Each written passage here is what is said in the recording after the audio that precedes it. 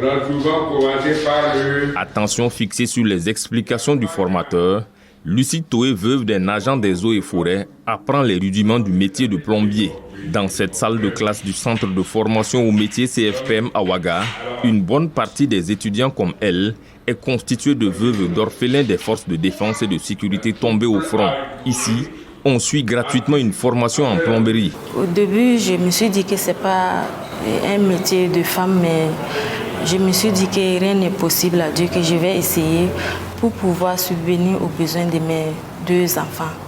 Je pense que cette formation va pouvoir beaucoup m'aider à nourrir mes enfants, à les scolariser. Assise au fond de la salle, Micheline Kabori, fille d'un gendarme tombé dans la guerre contre le terrorisme, nourrit aussi ce vœu. Maîtriser les ficelles de la plomberie, un métier pour lequel elle a déjà de l'attachement. Oui, j'ai appris la plomberie. Au fait, c'est un métier que j'aime beaucoup. J'ai l'amour de ça. Donc, j'ai mis tous mes efforts sur ça pour mieux apprendre.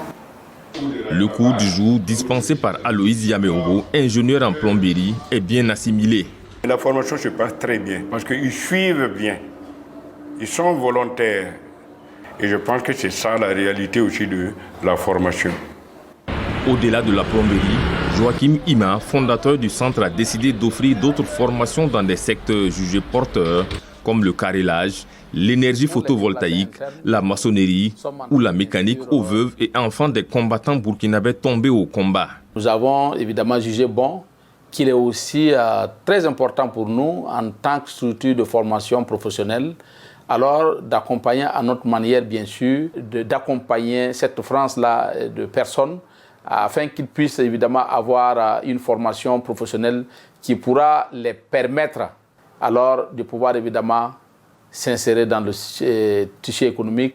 C'est en début d'année 2024 que Joachim Ima a lancé cette idée avec pour objectif d'aider les services sociaux des armées.